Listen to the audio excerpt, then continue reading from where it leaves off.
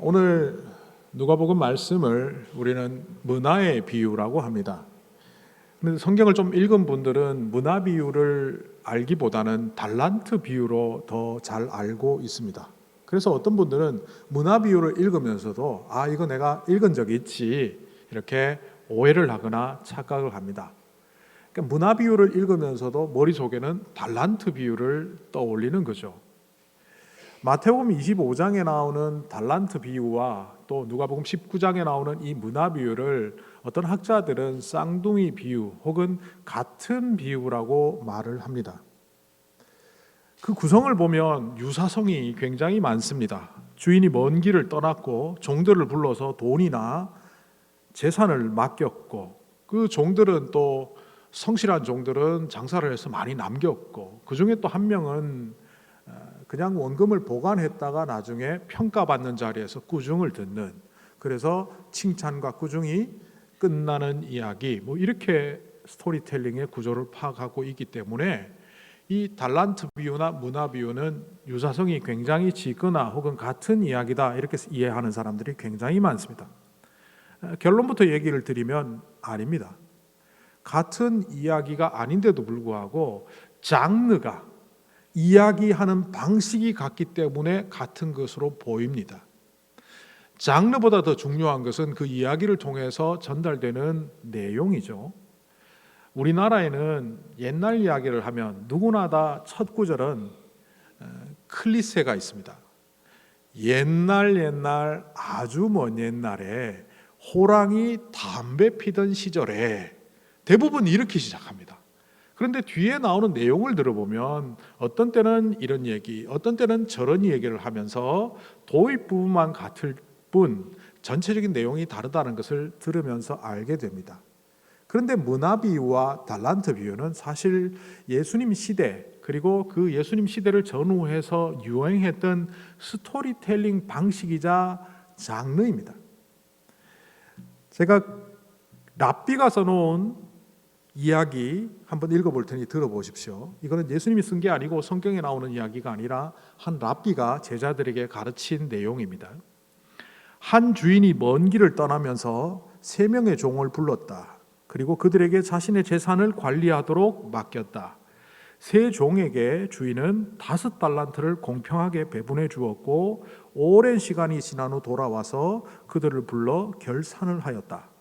첫 번째 종이 주인에게 말하였다.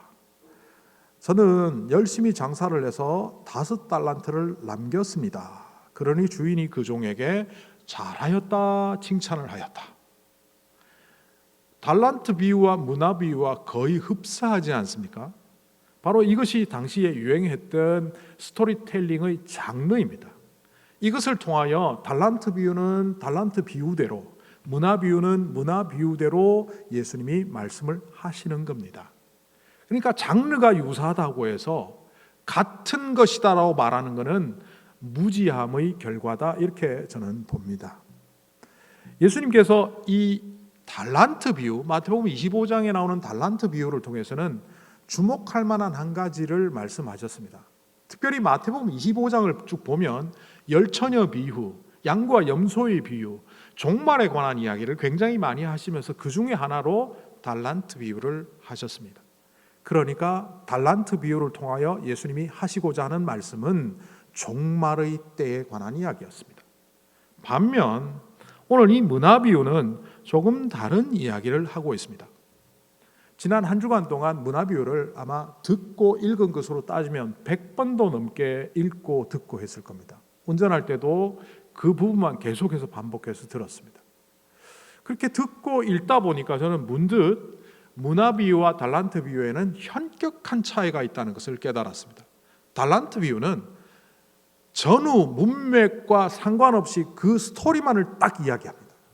반면 문화 비유는 장소적인 배경, 사람들에게 이 비유를 왜 말씀하시는지 이유를 밝히기도 하고, 게다가 역사적 실제적 사건, 누구나 들으면 알만한 역사적 사건을 녹여서 이 비유 속에 집어넣었습니다.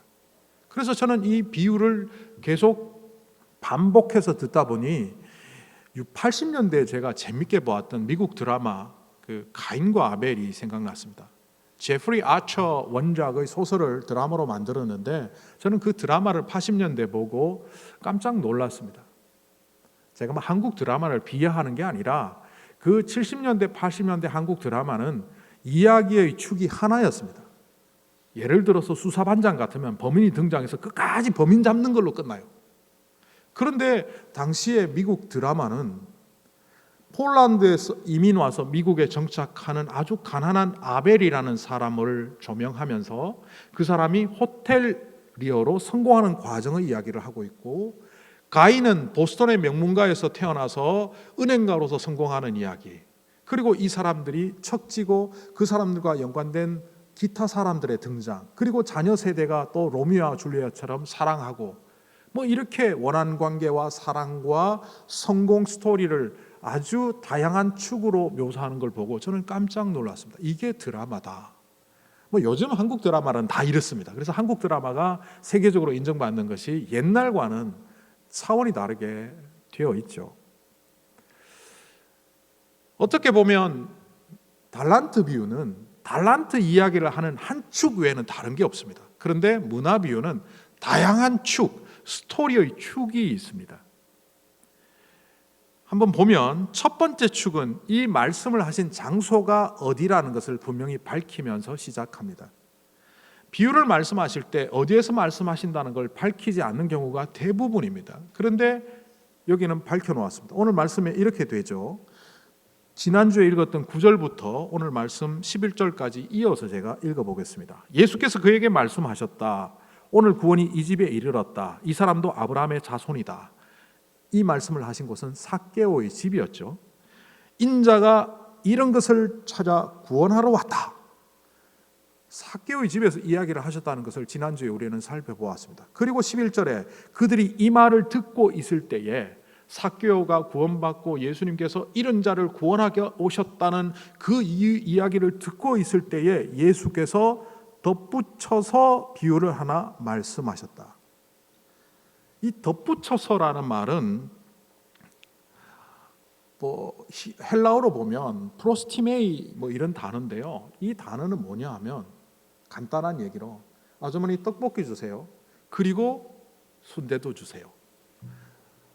우리 한국에서 보통 떡순이라 그러죠. 떡순이 주세요. 이겁니다. 내가 처음에 주문한 것과 아주 맛있게 잘 먹기 위해서는 순대도 곁들이면 좋겠다 해서 더하여 이것도 주세요. 여기서 덧붙인다는 말은 앞에 삭개오의 집에서 얘기한 것과 뒤에 나오는 문화 비유가 밀접한 관계가 있고 앞에 이야기를 이해할 때 뒤에 문화 비유도 제대로 이해할 수 있다, 이런 뜻입니다. 그러니까 이런 자를 구원하러 오신 예수님의 그 사역의 목적성이 문화 비유를 통해서도 드러난다, 이렇게 볼 수 있습니다. 두 번째 축은 예수님이 비유를 말씀하신 이유를 밝히고 있는 바로 그 장면입니다. 11절에 이렇게 되어 있죠. 그들이 이 말씀을 듣고 있을 때 예수께서 덧붙여서 비유를 하나 말씀하셨다. 왜냐하면 이 비유를 드신 것은 예수께서 예루살렘에 가까이 이르신 데다가 사람들이 하나님 나라가 당장에 나타날 줄로 생각하고 있었기 때문이다. 그래서 예수께서 이 비유를 말씀하셨다. 문화 비유를 말씀하신 것은 뜬금없이 별안간하신 것이 아니라 장소는 삭개오의 집이고 삭개오와 예수님의 제자와 군중들이 있는 그 사람들에게 하나님의 나라를 오해하고 있는 것들을 불식시키기 위하여 이 비유를 말씀하셨다는 겁니다. 그때 사람들은 하나님의 나라와 하나님 나라의 도를 어떻게 오해하고 있었습니까? 지난주에 말씀드렸지만 삭개오를 예수님을 못 만나게 했던, 예수님 주변에 있던 그 군중들이 기대하는 예수님의 모습은 뭐였습니까? 로마의 압제로부터 우리를 해방시켜줄 구원자. 그래서 예루살렘에 가면 로마를 축출하고 왕권을 이루어 150년 전에 마카베오 주다 하스몬 왕조가 했던 것처럼 우리를 로마로부터 해방시킬 자다, 이렇게 생각했고 그것이 하나님의 나라다라고 생각했었습니다. 그리고 예수님의 제자들은 그거와 더불어 이렇게 했습니다. 예수님이 왕이 되면 우리는 장관급 고위직에 등용될 것이고, 그래서 우리의 출세와 성공이 보장되는 꽃길이 열릴 것이다. 그것이 하나님의 나라다.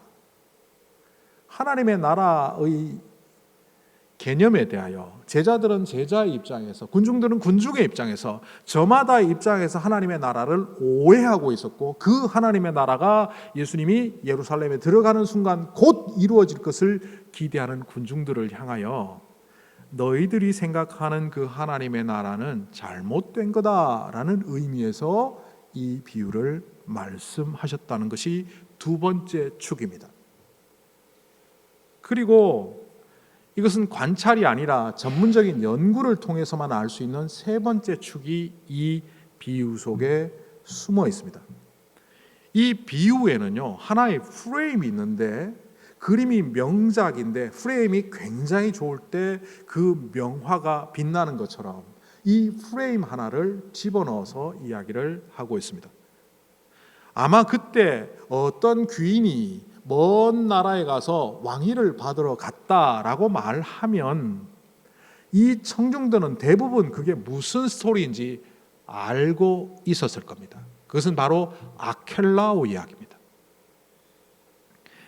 아기 예수님 때 동방박사와 만났던 사람이 헤롯 대왕입니다. 이 사람은 로마로부터 이스라엘 전체, 갈릴리로부터 유대 땅까지 전체를 통치할 수 있는 권한을 부여받은 왕이었습니다. 그런데 헤롯 대왕이 죽고 난 다음에 여러 아들 중에 3명이 발탁됩니다. 순서와 상관없이 가장 1위 계승권자로 인정받은 사람이 헤롯 아켈라오이고, 그 다음에 헤롯 안티파스, 그리고 헤롯 빌립 2세 세 아들이 나라를 분점해서 이양받을 것이라는 소문이 돌기 시작합니다. 여기에 대하여 불안했던 아켈라오는, 이거는 역사적 사실입니다, 로마 정부와 밀접한 관계를 맺고 로마로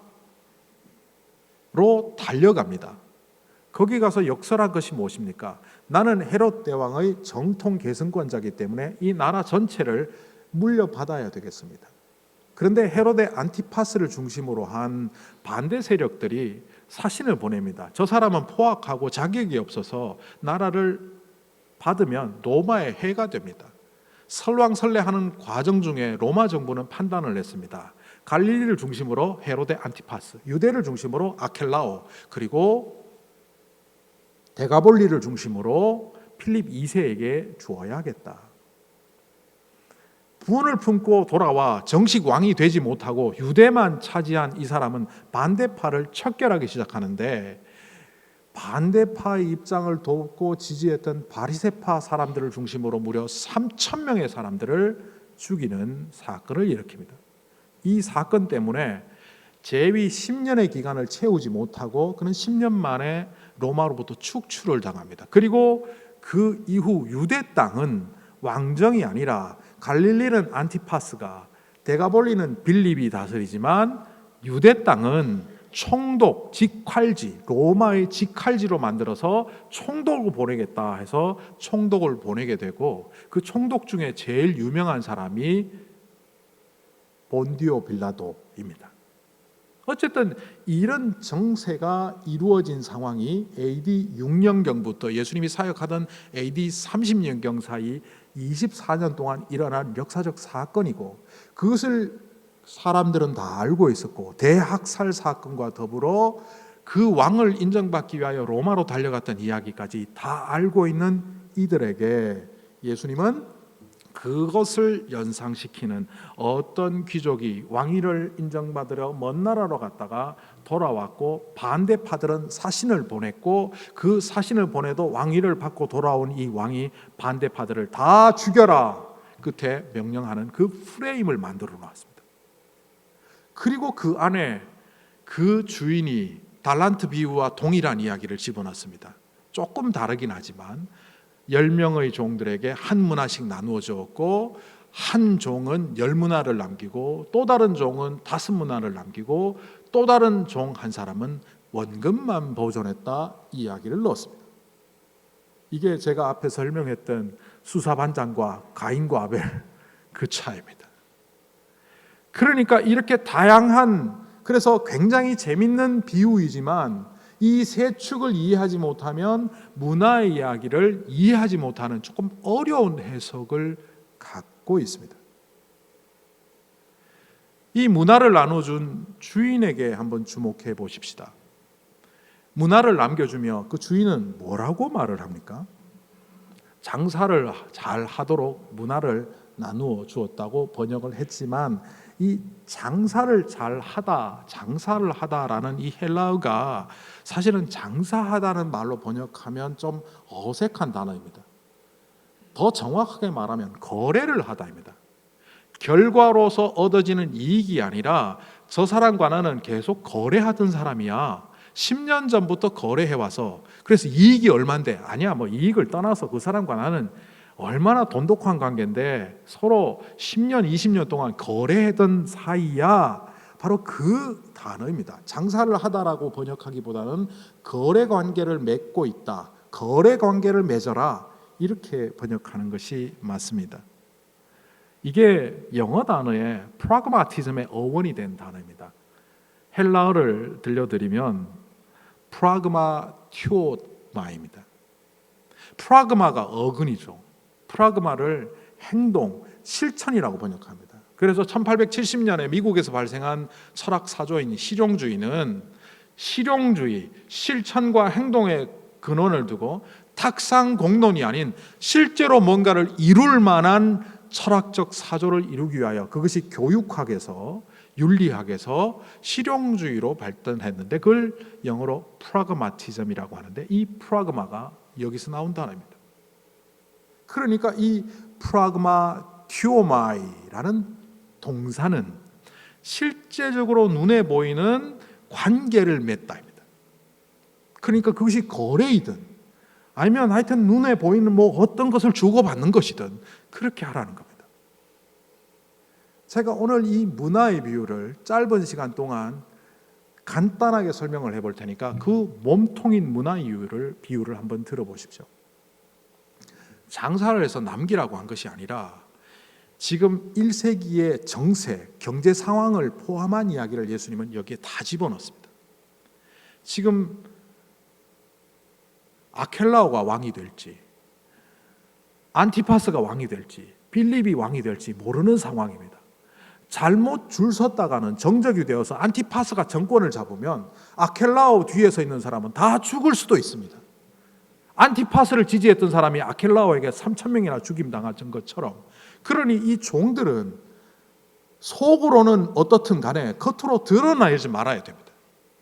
그런데 이 주인이 떠나면서 한 문화를 맡기며 그들에게 거래 관계를 하라고 합니다. 이건 뭐냐? 네가 아켈라오의 사람임을, 떠나는 왕권을 찾으러 떠나는 이 주인의 사람임을 드러내라는 겁니다. 그래서 다양한 사람들과의 관계 속에서 관계를 확장해 간 사람이 있었고, 한 문화를 지키면서 이 위기에는 경제적으로 볼 때는 땅에 묻어놓는 게 당시의 사회적 습관입니다. 그래서 보물을 땅에 묻어두었다는 비유가 성경에도 나오지 않습니까? 묻어두거나 보관을 합니다. 이거는 경제적인 가치와 더불어서 정치적인 생각도 있는 겁니다. 이 왕에게 잘못 관계 맺었다가 내가 이 사람이라는 것이 세상에 드러났다가 결국 나중에 후환이 들었구나. 그래서 관계를 숨기는 겁니다. 이 주인은 다시 돌아와 자기는 왕위를 가져올 것이라고 확신했지만 주변의 사람들은 그 사람이 왕이 못 될 수도 있다고 생각해서 조심하던 그때에 두 명의 종은 확실하게 드러냅니다. 이 돈 저 귀인이 주고 간 겁니다. 그리고 나는 그의 사람입니다. 그가 주고 간 돈이지만 숨기고 보관하고 그 사람임을 드러내지 않았던 한 사람의 종과 달리 이 두 명의 종은 철저히 드러냈고 결국 그들은 돌아왔을 때 등용됩니다. 어떤 학자들은 이렇게 말합니다. 이 왕으로 되는 이 귀인, 이 사람이 예수님이냐 아니냐. 학자들 간에 아주 논쟁이 치열합니다. 전통적인 해석은 이 왕 그리고 귀인은 예수님이다. 그래서 예수님이 하나님 나라에 가서 왕위를 받아갖고 재림하시면 우리를 평가할 것이다 라고 하는데, 이거는 알레고리칼한 해석입니다. 왕이 아니다, 예수님이든 예수님이 아니든 중요하지 않습니다.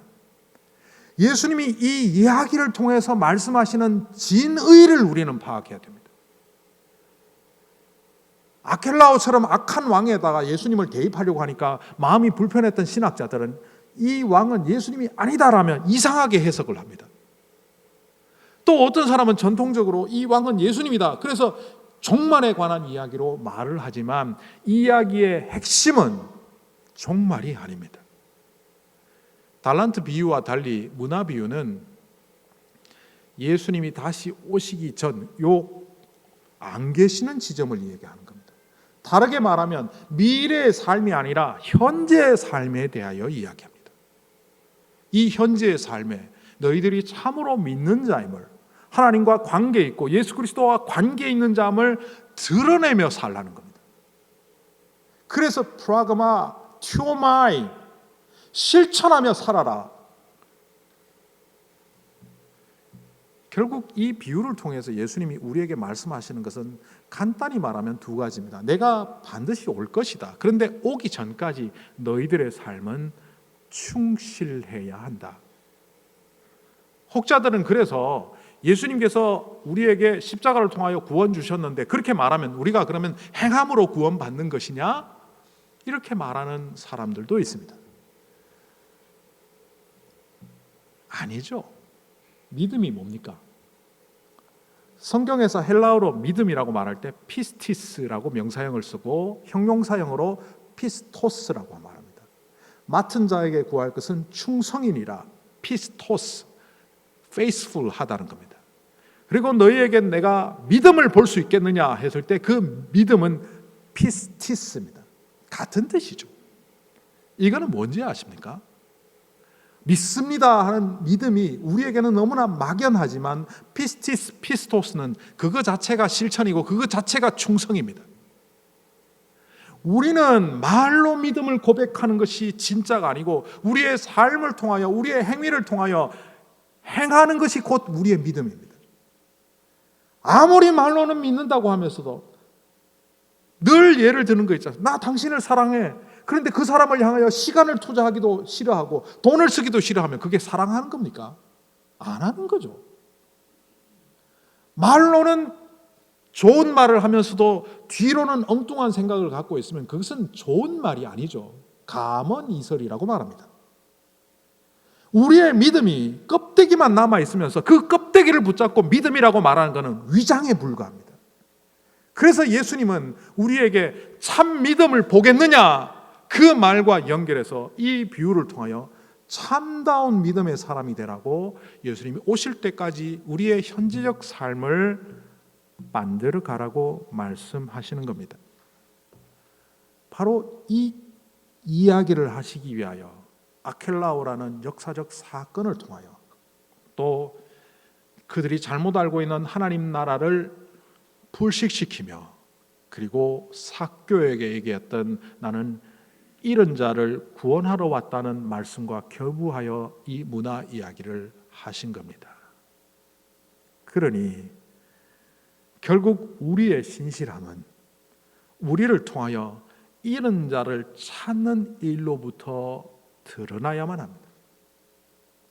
교회를 영혼군하여 제자 삼는 공동체라고 하지만 우리의 구호로만 그치고 우리의 삶은 여전히 내가 복받고 내가 잘 살고 예배 시간에 은혜 받고 그냥 종교인으로 살아가는 그 삶의 모습이 믿음이라고 착각하고 살아간다면 우리는 마치 세상도 기웃거리고 예수님도 기웃거리다 받은 문화를 꽁꽁 싸매어두는 그 종과 다를 바도 없는 unfaithful한 사람이 되는 겁니다.